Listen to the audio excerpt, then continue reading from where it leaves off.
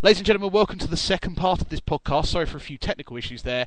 Hopefully, and if you get the podcast, you're getting two podcasts for the price of one. So I was talking very briefly about Simon Or Cowell's one return there. incompetent one. Well, that's probably true. He's never going to let me live that down, is he, ladies and gentlemen? So Simon Cowell might be returning to the X Factor in 2013. Over in America as well, they've cancelled two recently commissioned television programmes. There's a few cancellations here, so there should be a few boos amongst those. ABC in America have cancelled Last Resort that was showing on Sky. I don't think you two have seen this one, although I have. And it was just too ambitious. It was about a submarine, nuclear submarine, being taken over by a number of sort of rogue people in the Navy. And it was too ambitious. You know, you could tell that it was a movie rather than a television show. That was the problem. What and also does Sky tend to do when they've bought something and then it's axed? Well, they have tended. Well, they like anything else, because they show a lot of stuff, and they've got, you know, Sky One, Sky Two, and all these things. They'll see it through. I mean, they've done that with a number of, ironically enough, Sean Ryan shows, Chicago Code being the other. That they'll buy it. Normally, though, what Sky tend to do is they buy them after they've shown in America. It's not often that Sky buy stuff and then take a risk like this. Yeah. So, which is a shame. And they've also cancelled a show called 666 Park Avenue. I've got no idea what it's about. It isn't going to be shown over here as far as I know. So, shame. That's a shame. Two cancellations over in the UK. BBC have cancelled Hunted. Anyone surprised about that, Matt, at all? I mean, you've seen a lot more of this than me or Luke. I watched last week's episode under duress because I had to review it. It just seemed awfully complicated. There were shady companies behind other shady companies. All of them were trying to kill off Melissa George. And there was someone trying to kill off a guy in a bunny suit. And someone else tried to assassinate Mira Sayal. And that's all I got. But yeah. I don't... Mira Sayal. Was she wasn't dressed as the grandma from the Q-Mars at the time, was she? No, she's playing the Pakistani politician. Ironically, I didn't even get to the bit where she arrives. I gave up once I heard it was cancelled. I thought, you know what? There's so much else, other good stuff on that I can't really. And I did enjoy it, but I just thought, no, I can't. I don't even want to know how it doesn't end. Really. There's rumours. There's rumours. Go on. That it is, like, I think you were about to say it, but I'll just use different words to you and sound more original. There are rumours that Cinemax, the channel behind it in the States, are going to stick with it. There's also rumours that another broadcaster within the UK may pick that up if that happens. So you may not have seen the last of Hunted, but you've certainly seen the last of it on primetime BBC One. I mean, there are a lot of people who said from the beginning, a lot of people watched that first episode and said, this isn't Spooks, it isn't any good, and I suppose they've been proved right, whether we like it or not. But it's a real shame. And on ITV... Go on.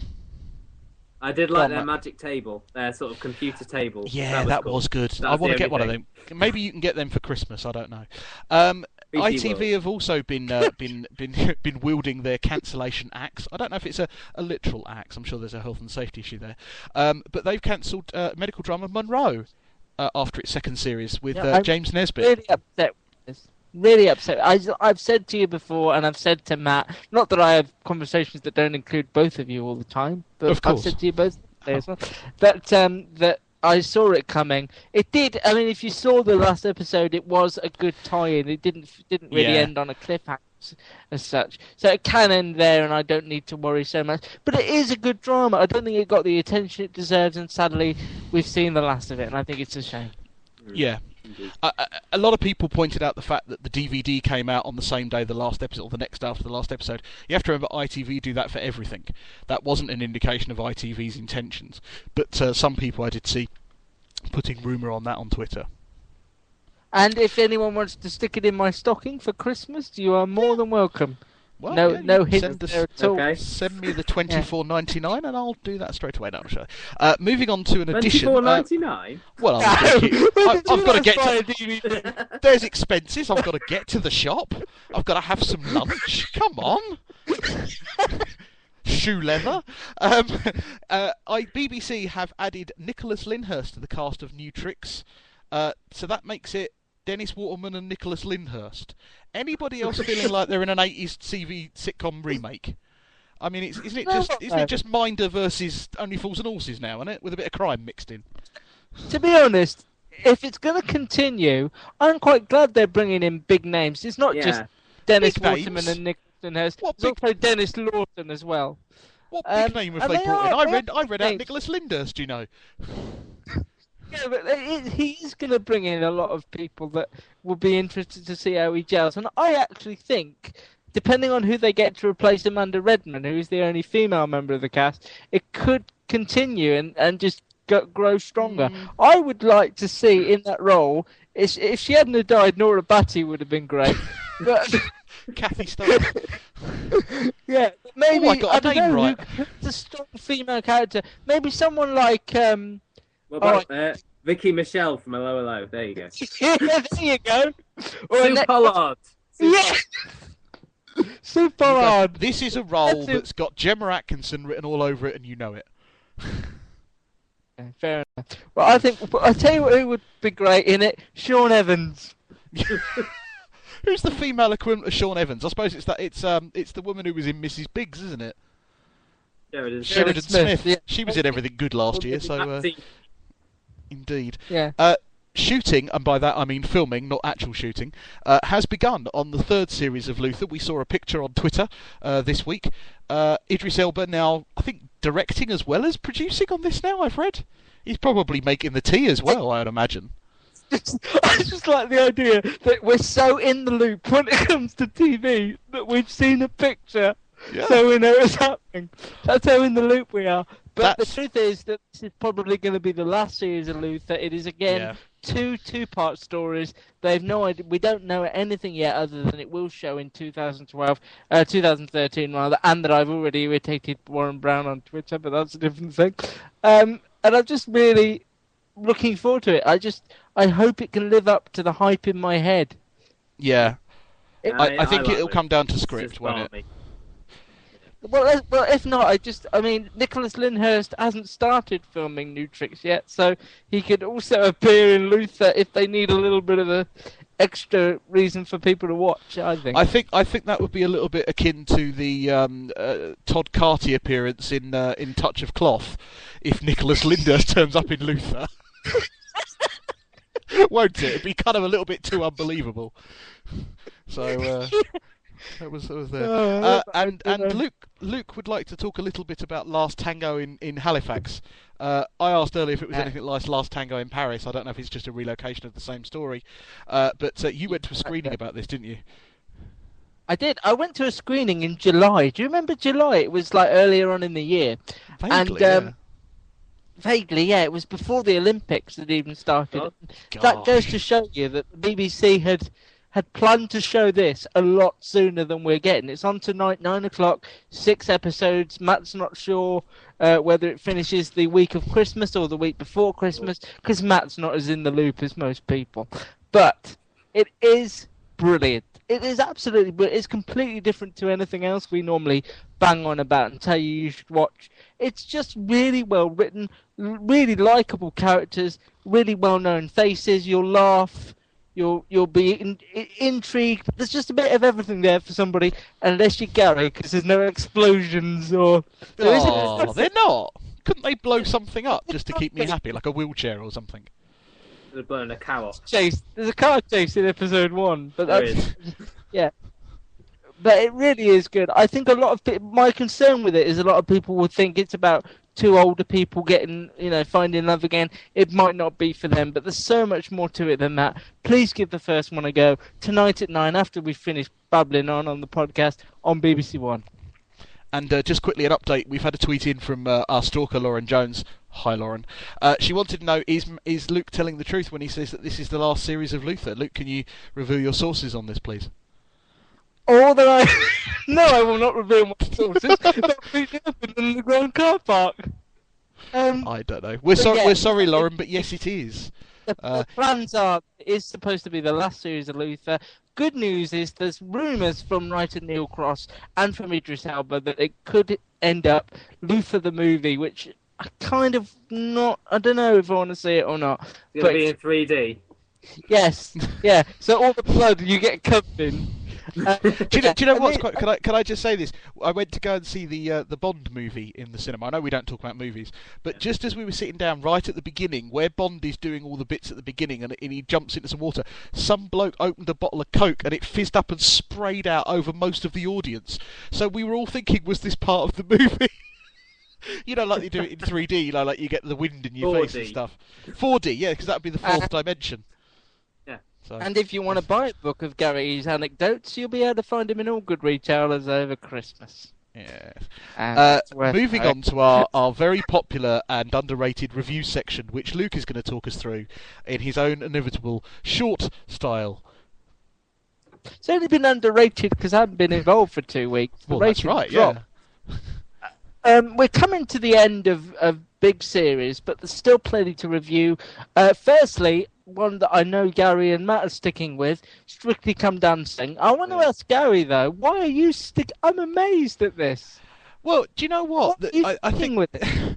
Well, the thing is that because you weren't here, because you bolted, I thought, well, one of us needs to watch kind of like the major programs, and I didn't know whether Matt was watching this program. I knew he was watching I'm a Celebrity. I knew he was watching X Factor.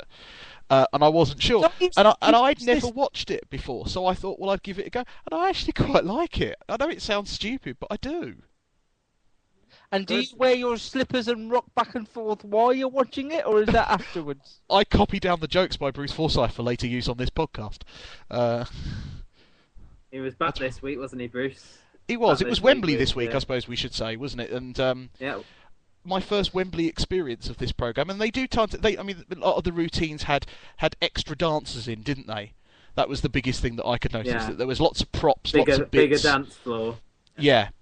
And Lisa... at the start, they had that really annoying piece where Len Goodman was pretending to be a pilot, going, "Strictly needs you" and all that. What was Yeah. They usually do that. I wanted to throw my computer away. I think that was all to do with the Wembley thing. Yeah, I think it was just one of Len's war flashbacks that we were all getting to do.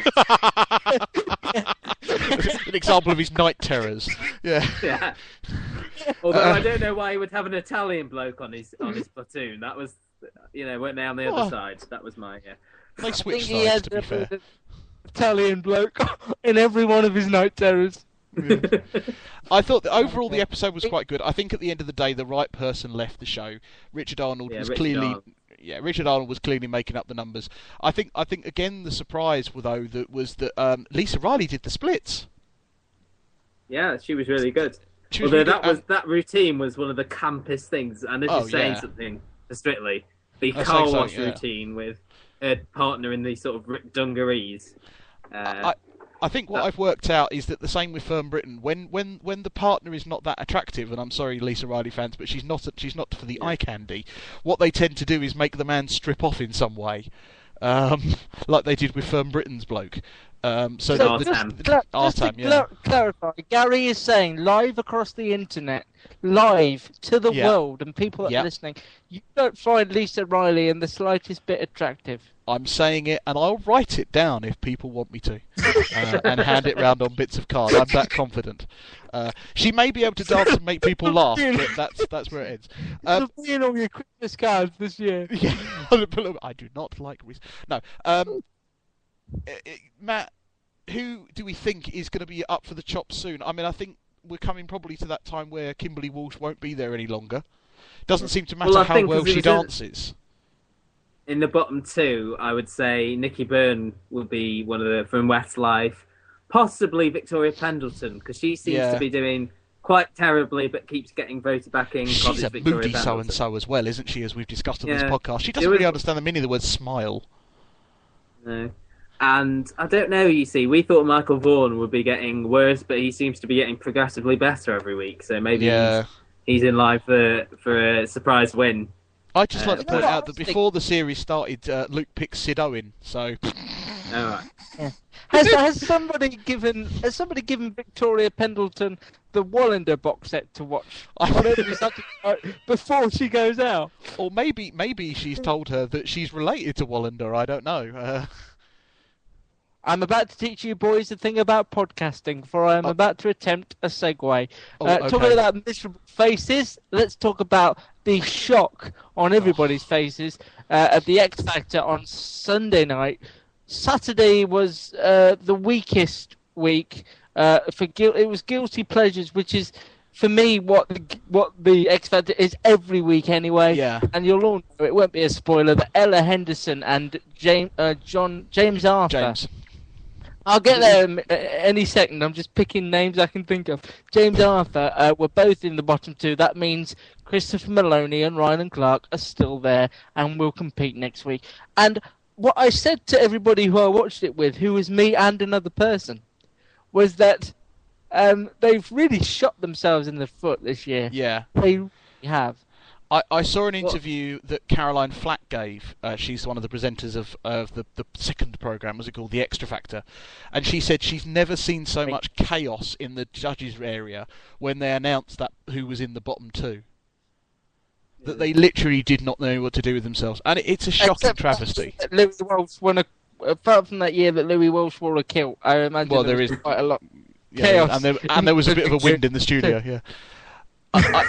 I mean, Matt, neither you or I predicted this last week. We said on Twitter, I think, to cover ourselves, that we did think one of them would be in, but not both. One of them. Yeah, we said maybe Ella or James with Rylan. I think that's what we thought, didn't we? We thought there would be a shock, but the other one would be Rylan or Christopher, they'd go. I mean, where are we up to now? There's how many left? 5 left. That means that if Ryland and Christopher make it through next week, one of them is guaranteed a place in the final. Yeah. How scary is that? Thing I found out online, because what I've been doing occasionally is going on the internet to find things out.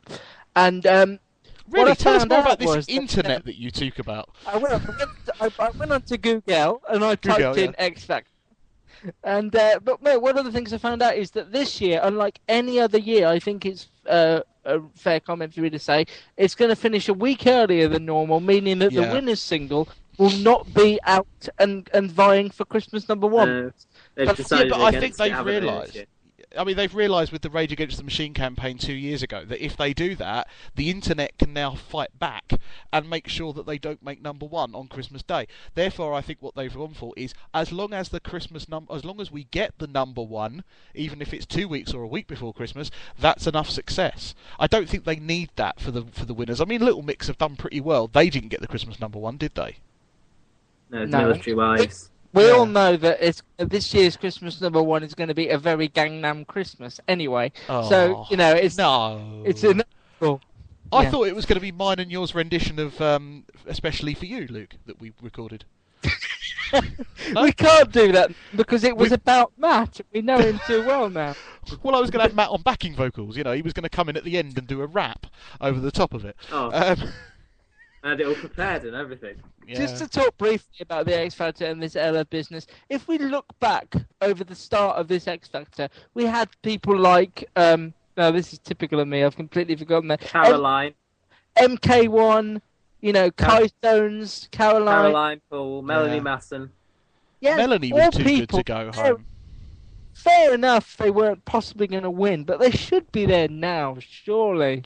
The problem they've had this year is they've had some very credible artists, and they found them on YouTube, like James, like Lucy. I think there were some other ones as well, Jermaine. Kai Soanes. Kai was off YouTube. Kai Soanes, yeah. Yeah. I think half of Union J. The classic X Factor acts, like your Christopher Maloney cabaret, like your Ryland comedy acts, and it hasn't worked. Because they've got two different styles this year. That's what I feel. I'll explain to you what's happened is that the Ryland backlash, which happened when he sobbed on the judges' houses, meant that people started to feel sorry for him. And that's carried him. And to be fair, his comment about Gary Barlow on Saturday night did raise me a laugh. When he fought back, I feel sorry for Ryland. I don't care for them as people. Well, I think that's what must have happened is that... and I think... Don't forget... The only way is Essex won a BAFTA on a viewer's vote. Those people are voting for Ryland Clark. Essex is voting. Can you remind me why I'm returning to Britain again? Can you remind me why? Because I'm really struggling now. But Ryland has been in the bottom two twice, and they've saved him twice. So the only thing I better warn you about, I better warn you, Luke, there is a compulsory vajazzle as you come through customs these days. No, I've had mine pre-done. I'm really happy you've with got it. Yeah. Yeah, it's I'll put a pic. I'll twit pic it later. Thousands of people turn off Twitter. Let's just quickly have Mystic Matt predict who's going this week, because you've been right most weeks. Most weeks. I don't know, It could be Union J, or it could be Rylan. I'm not sure. I'd say those two. I'd say Maloney still be saved. I reckon Rylan and Union J, and Rylan finally goes. That's my... I think it shows to me that there must be a lot of people out there voting for Jarmaine. And as long as... because basically he's one of the only few acts that hasn't been in the bottom two yet. In fact, I think he's the only one apart from Christopher who hasn't been in the bottom two. Here is my prediction. I think it will be Union J and Rylan. And I think Rylan will go. Yeah. Purely because of what happened with Ella. The judges are going to get their heads on and go, look, Rylan, you're great, you're entertaining, but you cannot sing. And they'll make up for the mistake. The novelty act usually goes around this time. I think Jedward left around this time, Chico, Wagner, so I think Rylan's going to go. I don't think it's Chico time. God, I'm having Chico flashbacks now. Cheers for that. Yeah. Got a lot to get through still, reviews-wise. You're listening to the Custard TV Live with Gat. with Gat. With Mike Gatting, our special guest. Yeah. You lost the ability Gary to speak. And Matt and myself. And I just wanted to say, talk very briefly as well about I'm a Celebrity getting me out of here. It's doing better, or weller, as I like to say, in the ratings than the X Factor. It's huge this year. It seems like far bigger than it's been in recent years. And I have to say, I have genuinely looked forward to it every night. Yeah, it's been good. I've enjoyed it. Eric Bristow's been a highlight for me. I think he's just someone who is very down to earth and just says exactly what he's thinking. He's not a sort of proper celebrity, is he really? Darts player. But I just like the way that I like to play a game with Eric Bristow. How many words in a sentence am I going to actually be able to understand by the end? And also what we should do, while we're on the subject of he's very Cockney. He's like Cockney 101. But also, I want to say something about I'm a Celebrity and the reason why it's still so huge.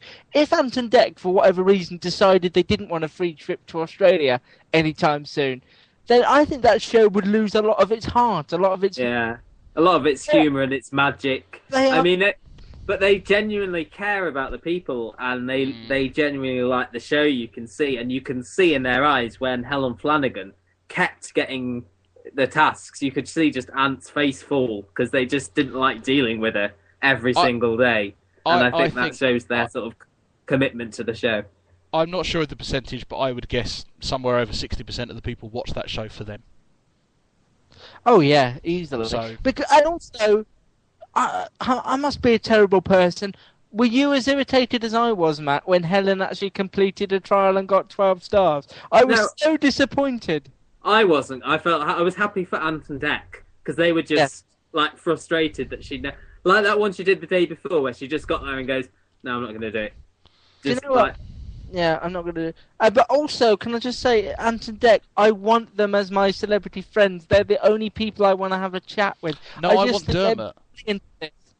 I want Dermot. I want the hug off Dermot when things are going bad. Well, that's... Caress your arm. Yeah. Just because you're Savile. I'm not the one who's been tweeting an underage actress. I'm just saying it. I'm just putting it out there. Just putting it out there. We're not going to talk about that. Also, I've gone redder than the ink on this pen I'm using. Also on BBC Three, the return of their... As you put in your review very rightly, and you need to visit it on the Custard TV site, thecustardtv.com. Matt's written a brilliant review of the first double episode of him and her from Sunday night. Why aren't more people as in love with this as Matt and I are? It's just... brilliant. Well, I'll tell you. I'll give you the clue. BBC Three. Yeah, but I know that's the problem, isn't it? That's the perception that you get. But... It's not. It's far better than BBC. I mean, Gavin and Stacey came from BBC Three. You know, fair enough. So did 2 pints of lager. Yeah, that wins every argument for bad television. I'm afraid 2 pints of lager and a packet of crisps. Just so for you, Matt, why you think A, him and her is so brilliant, and B, why it doesn't get the praise that some other shows do. Because Miranda gets talked about a lot. That's Oh. just somebody falling over for 30 minutes. Him and Her's got a plot line. It's got it's got interesting characters. It's got a high gag rate. What's missing from it? I don't know. I just think there's no one behind it. I don't know if the first series they said, "Oh, this is more BBC Three because it's young people talking about like bodily functions and just like random things like bad TV and crisps." But it is just so well observed, and it is just so brilliant. And Russell Tovey's excellent in it. Sarah Soleimani, Joe Wilkins.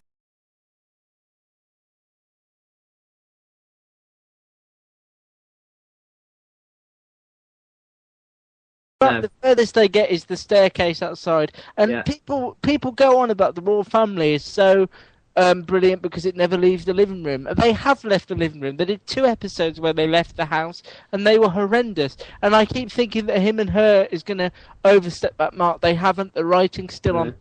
Fair enough, they only do 6 a year, but they're 6 really well put together. As you say, well observed, brilliantly written pieces by a writer I've never heard of, and I can't pronounce the surname of.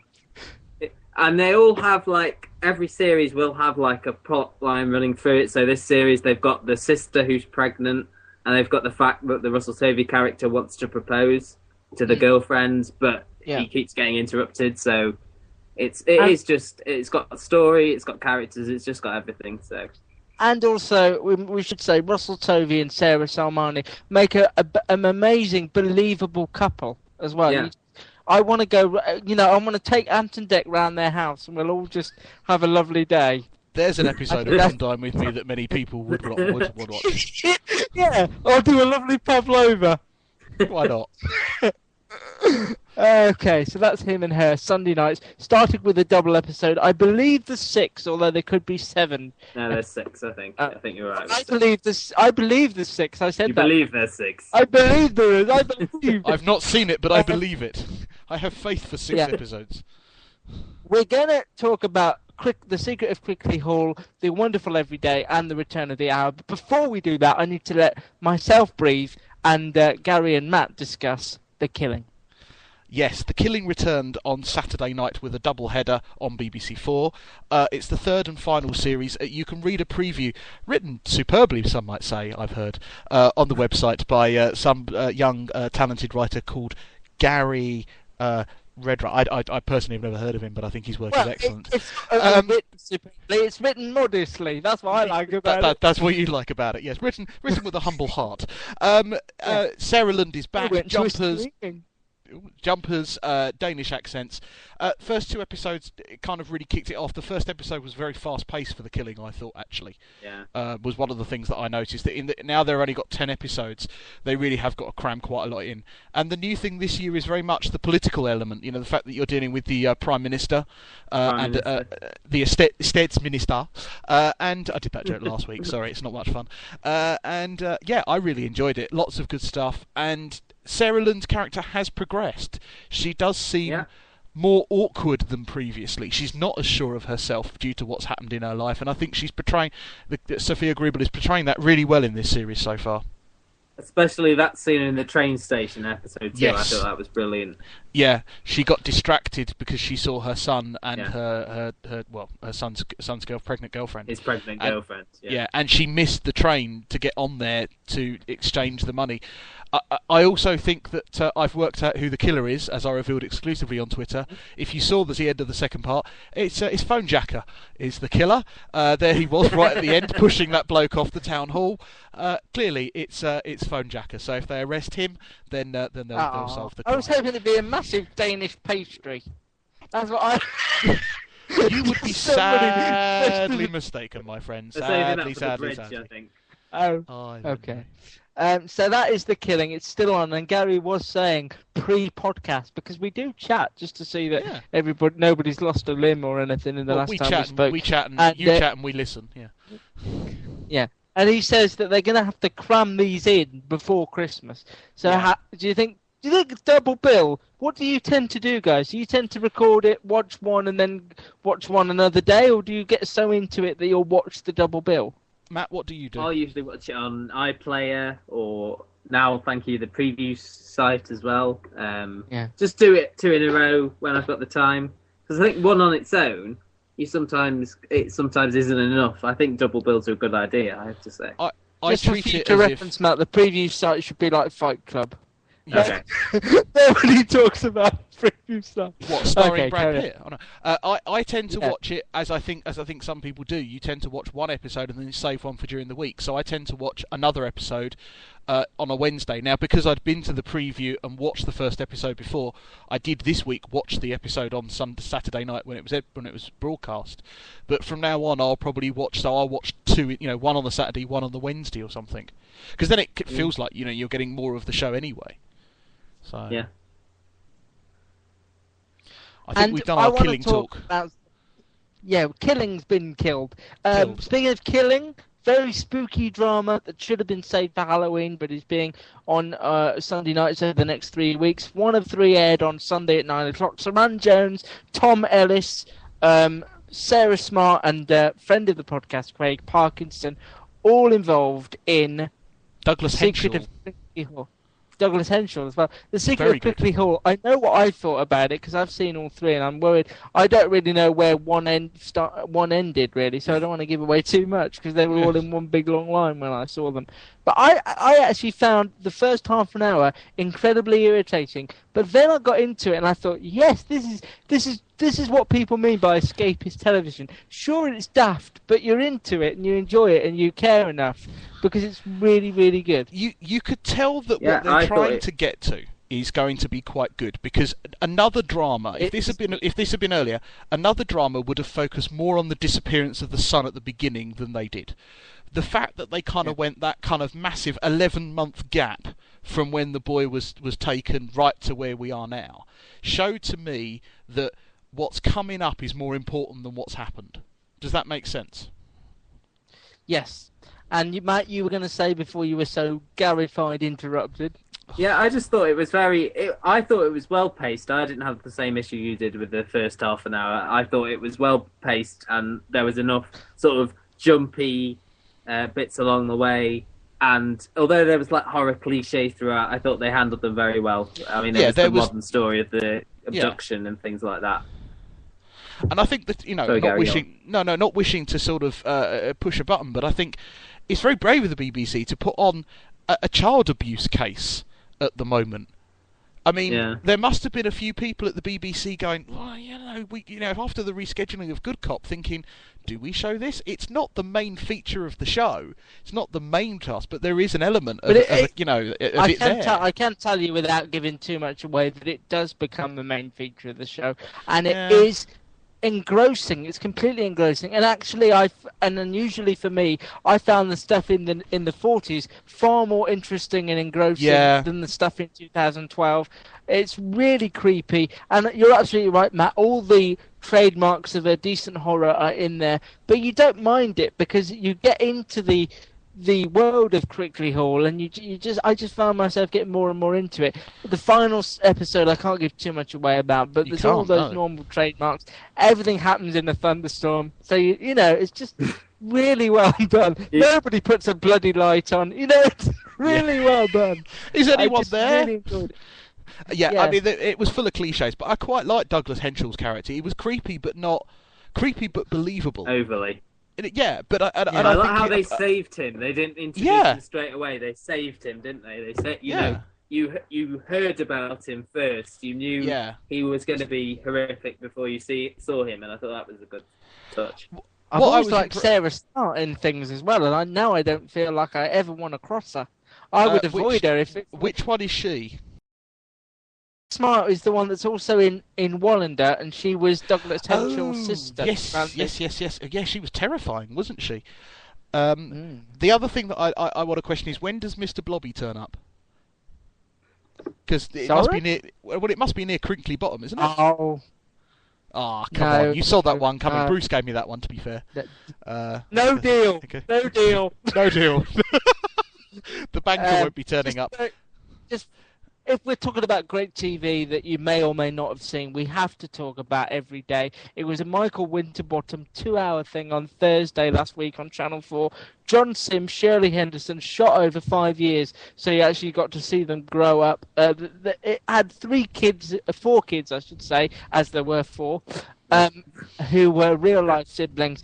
This was, without a doubt, should be on that list of best of the year. I just thought, wow, that is just, I mean, fair enough, not much happened. You're not going. There weren't any action sequences. There wasn't, anybody doing massive speeches. It was so subtle and so relaxed. And just, again, if we're going to use the term we've used a lot over the last 45 minutes, incredibly believable and real. It was a prison drama where you didn't really see that much of the prison, I would say. When they went to visit him, and very briefly when you saw him in his cell. No. But the oldest boy of the 4 siblings, I thought was fantastic. His expressions were great, and for 4 non-actors, they were just brilliant. And they were non-actors.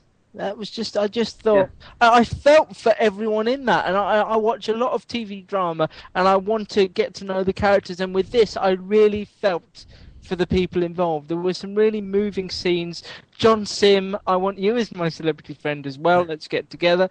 Let's you, Anton Deck, and somebody else from who I'm going to do Come Dine With Me with, who I can't even remember. The people from Him and Her, wasn't it? Yeah. Well, if John's available to come to my Pavlova extravaganza, he is more than welcome. Are you going to get Jimmy McGovern to write the script for the evening? No, he's going to write a little play which I will perform. A little that show. Oh dear. Yeah, I've already got the brass band booked, so that's fine. But yeah, please, if you're a little bit bogged down with I'm a Celebrity, you want a decent drama Every Day, take the 2 hours it takes, and don't expect for massive surprises, twists and turns. Just watch it. It's shot in the documentary style, but David Brent never appears once. It is brilliant. I'm imagining I'd agree with that.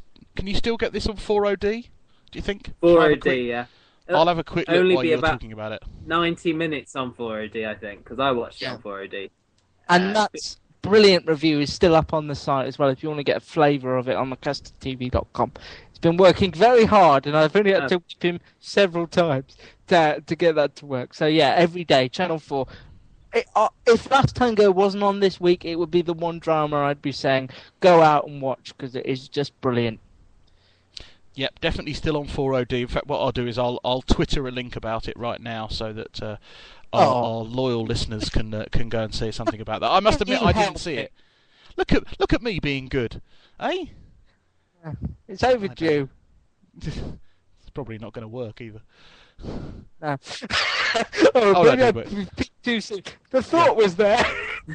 I'm going to save that in my list of programs that I'm going to watch. It's probably quite down the list because there's so much else. But if you go into it not expecting much and just enjoy the performances, you should really get something out of Every Day. And I have to be honest, Shirley Henderson's not someone I've ever really enjoyed. I find her voice slightly annoying. But in this, oh my god, she was brilliant. She was absolutely brilliant. Amazing. I think she was better than John Sim. Actually, I'd go out on a limb there and say. I don't want to say that because he's coming to my Pavlova. Okay. But but yeah, she was, and she. I mean, the 5-year thing. I don't know, whether that was important, to the viewer, but it just made it feel so honest and real. And if you've listened to this podcast religiously, that I am all for drama that feels real, believable, and set in the real world. Although I love Crickley Hall, but Every Day. Go and get it. Gary's tweeted the link like he said he would. He's a man of his word. Indeed. Go and watch it on Friday. Indeed. And I'll try and watch it at some point and let you know what I thought of it. Are we going to talk about The Hour now? There's the last ones that we're going to review for this week. Yeah. It returned last week for a second series. But actually, I thought this was better. I thought originally The Hour was better received than it. And I didn't like Ben Whishal's character and da-da-da-da-da. So I thought it was going to come back to a bit of a fanfare, which it didn't. But you two are both Hour fans, aren't you? So yeah, I mean, I The Hour... went to the... Gary's talking heavy. Go on. You But at have least the I have floor. the good grace to give up when I realise that. God dear. Imagine what you'd miss out me saying. Anyway, go on. You were very good to send me to the premiere of the hour screening. So, and there was a general feeling there that the characters had improved. The dialogue was a bit more snappier. Everything just felt a bit lighter because I felt the first series for me was a bit flat occasionally. I wasn't much for the love triangle. I wasn't much for the sort of murdered girl storyline. And this one just seems a bit more. It moves along a lot faster, and I felt that there was a lot of story in there, but it didn't feel like it was weighing me down by the end. And just briefly before Gary talks, how are you feeling about the Custard TV Live love triangle? Is that More of a doing more for love-hate you? triangle, isn't it, really? You know? Yeah. The trio, Okay. not the other And word Gary- we'd said we wouldn't say.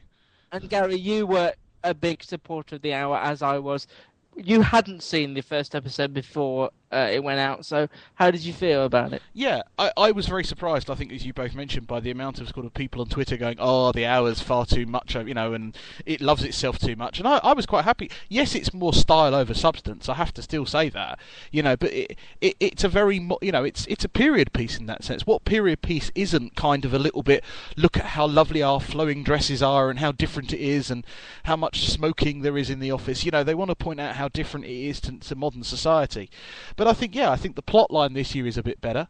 The fact that you've got, you know, a lot of returning characters, the fact that you've got the new character played by the thick of it's Peter Capaldi. Thank you very much. You could see he realises when I'm struggling with names, not Mox. Luke, learn. Well, I like to think I look well, man. Yeah, well, no, fair enough.